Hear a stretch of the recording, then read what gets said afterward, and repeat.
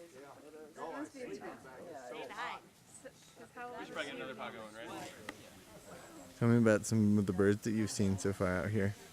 I've seen 5 kinds of woodpeckers this morning.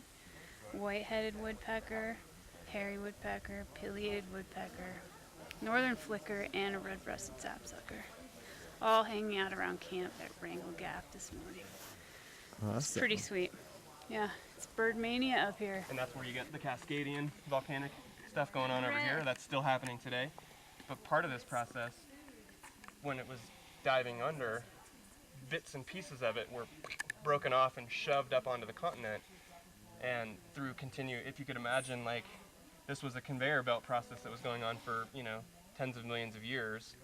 And at the end of the conveyor belt, there was a big jam, and so everything got, if you could imagine, like, the cans rolling down a conveyor belt.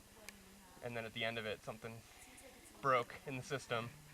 And so they're all just sort of jumbled and pushed on top of each other. So Laurel, where are we?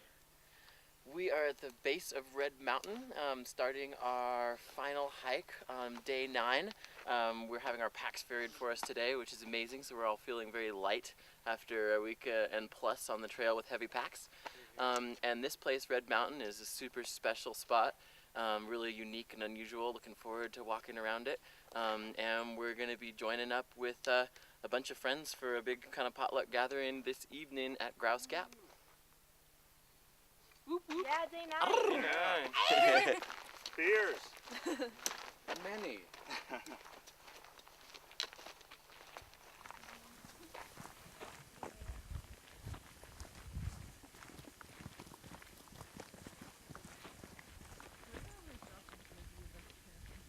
We just stopped off the PCT.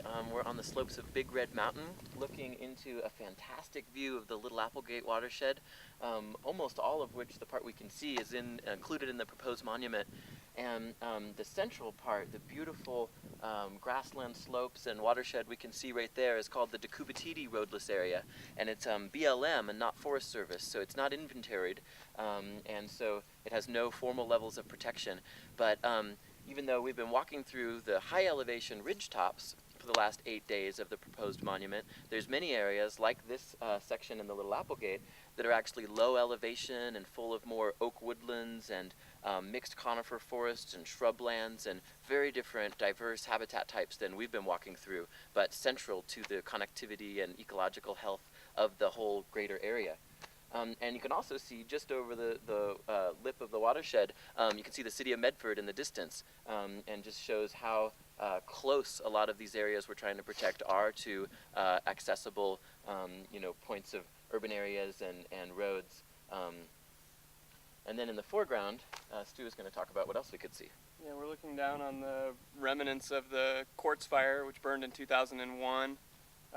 Close into us, we see some of the federally owned parts of that burn area that were unlogged. KS Wild and others stopped that salvage logging.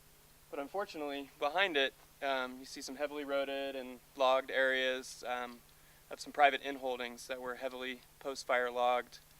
It's a real tragedy that the private lands logging got done. It has set these forests back decades, in their health, and in fact they may really never recover because of how dry this watershed is. And the Little Applegate is a salmon-bearing stream, and this heavy, intensive logging activity sent all kinds of sediment down into the streams and has increased the water temperature of the river, and just been a real detriment that we hope can have a chance to heal, and certainly don't want to see anything like that taking place on public lands. No, I have not felt good. Today I'm Hey, good to see you. Good. See ya. So you didn't go swimming in the Gulf. That's good. visiting the hikers.